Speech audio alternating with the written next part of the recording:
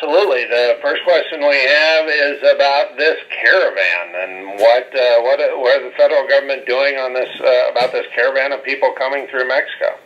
Well, it's a great question. The simple answer is we have to do whatever is necessary to stop this caravan. I spoke with the president about this caravan just a couple of weeks ago. What I told him was exactly that under no circumstances should this caravan be allowed to march across the border, cross the Rio Grande, and cross into Texas illegally. We've got over 10,000 people who are marching north through Texas who've stated their intention to violate our laws, to cross here illegally. We can't let that happen. And that means we need to marshal any and every law enforcement resource necessary to prevent that. That includes the Border Patrol. That includes calling up the National Guard. And that includes what President Trump has done, which is stationing troops on the border, because we cannot allow over 10,000 people to break our laws. There is a right way to come to this country, and that is to follow the rules, to stand in line and come here legally. But I believe we should do whatever is necessary to make sure that massive illegal immigration and violation of our laws is not allowed to stand. Absolutely. And while we're on that topic, one of the callers, Susan, asked about the wall. About are we working on that for Texas in particular, or in the federal government in general? Absolutely, yes. We need to build the wall. I have been leading the fight to build the wall for the last 6 years in the Senate, and it is critical. We need to build it, but we also need technology. We need infrared. We need fixed-wing and rotary-wing aircraft. And we need boots on the ground. We need to triple the U.S. Border Patrol. And I will say one of the things for me that is very gratifying in this race is that I'm very honored to have received the endorsement of the National Border Patrol Council, the union of the men and women who risk their lives securing the border. And the reason they endorsed me is they said out of 100 senators, the one who consistently leads the fight to build the wall, to secure the border, keep our country safe, is Ted. And I'm proud to stand with them. As you guys know, my opponent in this race, Beto O'Rourke, is an extreme liberal on the question of immigration. He supports open borders. He opposes a wall. He says we have too many border walls and fences right now, and we need to tear down the border walls we already have. He supports sanctuary cities, and he opposes case law. Case law is legislation that says violent, criminal, illegal aliens who've been repeatedly deported should face a mandatory prison sentence. I'm the author of case law in the United States Senate. Beto O'Rourke opposes it. And so those are extreme positions that are out of touch with the people of Texas. And actually on the caravan, Beto O'Rourke has proposed decriminalizing the border illegally. That means under Beto's proposal, the caravan could march across the Rio Grande into the state of Texas, and it would not be a crime. It would be legal. That doesn't make any sense. And so if any folks on this call haven't decided tomorrow, if you don't want to see an Elizabeth Warren radical and an open border senator representing Texas, then I encourage you to come out and vote and bring your friends and family and loved ones as well. Yeah, absolutely. And his campaign actually doubled down and made donations for folks. Speaking of your opponent, he has doubled down on impeaching the president. And what would that make the next couple of years like? Well, James, you're exactly right. Beto O'Rourke is the only Democratic Senate nominee in the country who is explicitly committed to Bush President Trump. And he has said flat out he would vote yes to impeach Donald Trump today, right now. And it's important to understand, no other Senate Democratic nominee has done that. Elizabeth Warren hasn't said that. Bernie Sanders hasn't said that. Nancy Pelosi in the House hasn't said that. But Beto O'Rourke is leading the charge for impeachment. And you ask what would happen. If Beto O'Rourke gets his way, Nancy Pelosi becomes Speaker, the House begins impeachment proceedings in January against President Trump. At the same time, the House will begin impeachment proceedings against Justice Brett Kavanaugh, and we'll see a dozen investigations of every federal agency, scores of subpoenas, all designed to utterly paralyze the federal government and destroy the Trump administration. And let me say that would be very, very bad for the state of Texas. We're seeing an unbelievable economic boom. You know, in the last 2 years, we've passed cuts. We've repealed job-killing regulations, and we're seeing record low unemployment.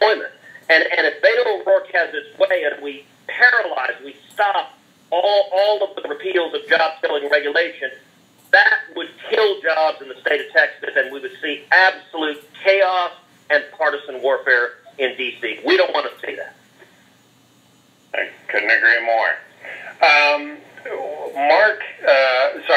Rudy asks whether you are working on any prison reform or criminal justice reform issues in the Senate. Yeah, no, it's a very good question. Look, criminal justice reform and sentencing reform is a topic the Senate has dealt with for a long time. I am supportive of the concept of sentencing reform for nonviolent drug offenders. I do think reducing mandatory minimums for nonviolent drug offenders makes sense. Where I part ways is some of the radicals, including Beto O'Rourke, who want to lessen prison times for violent offenders, for those who commit sexual assault, for those who commit battery. And I think that's completely wrong. You know, Beto O'Rourke has signed on the legislation that would lessen prison terms for people who have committed gun crimes. I think gun violence is a serious threat. We shouldn't be letting murderers and violent criminals out of jail. So I draw for me a big distinction between nonviolent drug offenses, people in rehabilitation and treatment, and violent offenses where with violent offenders, I want them locked up. I don't want them released into our communities where our families can be in danger. Couldn't agree more. Senator, before I want to let you know that many of the callers have expressed their significant support for you, that they and their families have been supporting you, and want to make sure that you know that before we get off the call. Well, James, thank you. I will tell you, I am incredibly honored to represent each and every one of you, to fight for 28 million Texans. I jump out of bed every day thrilled to have the chance to fight for the principles we believe in, the common sense principles. Look, what is tax? Even low taxes and low regulations, because we know it produces jobs. That when small businesses grow, it's good for Texas. 1,000 people a day move to Texas because Texas is where the jobs are. We don't want to screw this up. The economic boom we're seeing right now, we've got the lowest unemployment in 49 years. We have the lowest African-American unemployment that's ever been recorded. We have the lowest Hispanic unemployment that has ever been recorded. We have the lowest Asian-American unemployment that has ever been recorded. What we're doing is working. And if we suddenly lurch in the wrong direction with a high-tax, high-regulation, big government liberal, which is what Beto O'Rourke's record demonstrates, that would kill thousands of jobs in the state of Texas. If you want to understand just how the difference here, for 6 years I've been proud to be the leading champion for the energy industry in the state of Texas, because energy produces directly or indirectly millions of jobs all across Texas. Beto O'Rourke has been consistently an enemy of the energy industry in Texas. In fact, he voted in favor of a $10 a barrel tax on every barrel of oil produced in Texas. That would kill jobs throughout the state. It'd be bad for Texas. And it's why, listen, I'm optimistic going into this election. But part of why I'm optimistic, a big part of why I'm optimistic, is because the men and women on this call, I'm confident that you are going to show up. You are going to answer the call. You are going to defend jobs and freedom and security. You're going to defend the state of Texas. And I am proud to stand shoulder to shoulder with each of you defending this great state that we love so much. Well, thank you. And for everyone on the call, it is absolutely critical that we all turn out tomorrow. The thousands of people on this line, if we need each of you to vote tomorrow, to vote up and down the ballot from Senator Cruz and Governor Abbott all the way through our great Republican judges, all the way down the ballot, we need desperately you to vote and vote in tomorrow, and bring friends and family and anyone else you can get to do the same. It is that critical, and we need you, and we need your support doing that. Senator, this is a historic election, and turnout right now, without really even changing anything, without any kind of big trajectory tomorrow, this is going to be an almost presidential year turnout level in a midterm election. In your own words, what's at stake here? Well, that is exactly right. We've already seen the early vote in Texas has exceeded the total vote in 2014. This is historic and record-shattering. And we know that every left-wing extremist in the state is showing up because they're so angry. They hate the president so much that they are energized. We're seeing tens of millions of dollars flood into the state of Texas from liberals all over the country. The good news is, in Texas, there are a lot more liberals. Sure, we show up. If we don't show up, we risk losing the state, losing our freedom, losing our jobs. And so this is all of us.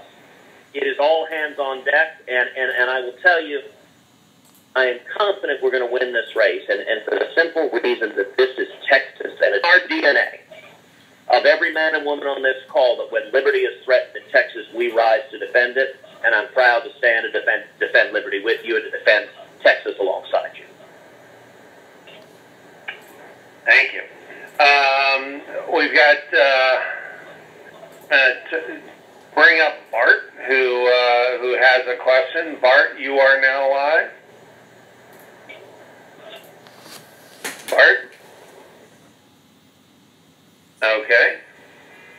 And we seem to have lost Bart. Let's bring up, so the last question that I ask, and thank you for, Senator, for everything you have done.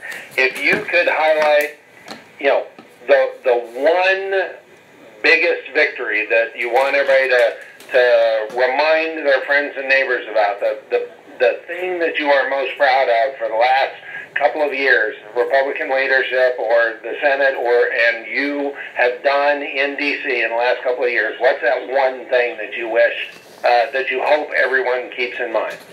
Jobs. My number one priority is jobs, jobs, jobs, because that's the number one priority for the people of Texas.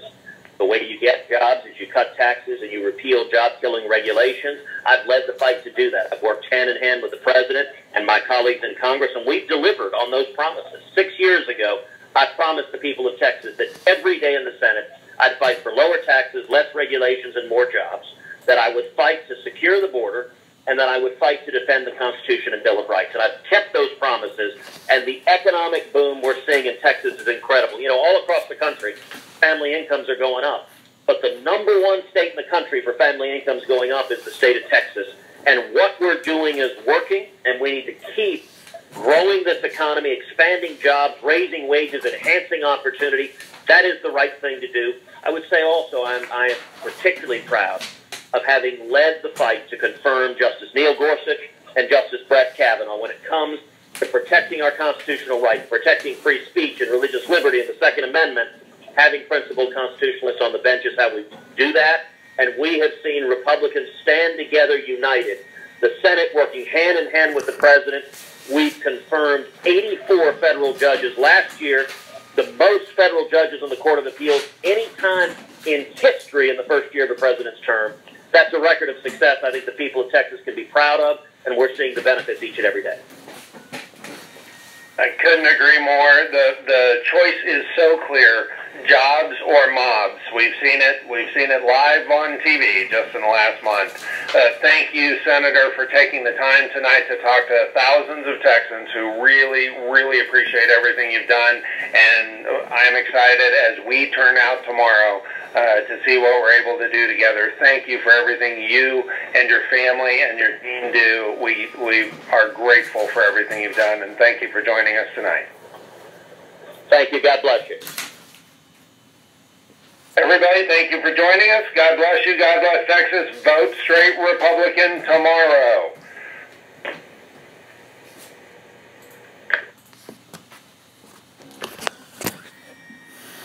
All right. Well, I was hoping to go in a little bit deeper conversation. It's absolutely amazing. I figure there probably was thousands of people on that phone call. And he did take my question, but unlike the other gentleman, he didn't put me live. And I would have brought up Barbara Holder once again. I would have brought up the conviction rates, and that while I'm not opposed to being hard on violent criminals, the problem is that we don't get a fair trial in our courts, and way too many people are getting convicted that should not be getting convicted. And, you know, that goes back to the statistic that we have 5% of the world's population, but 25% of the world's prison population. So I consider his answer a political answer. Let's be tough on violent crime, but, you know, I'm looking at some reforms for nonviolent criminals. Well, that's just American apple pie, and he doesn't really address the question, and I didn't even get a chance to go live with him. So it is absolutely amazing, though, that they picked my question, but you know, they should have put me live. But anyway, you do what you can, and you work with what is put in front of you, and we'll keep pressing forward.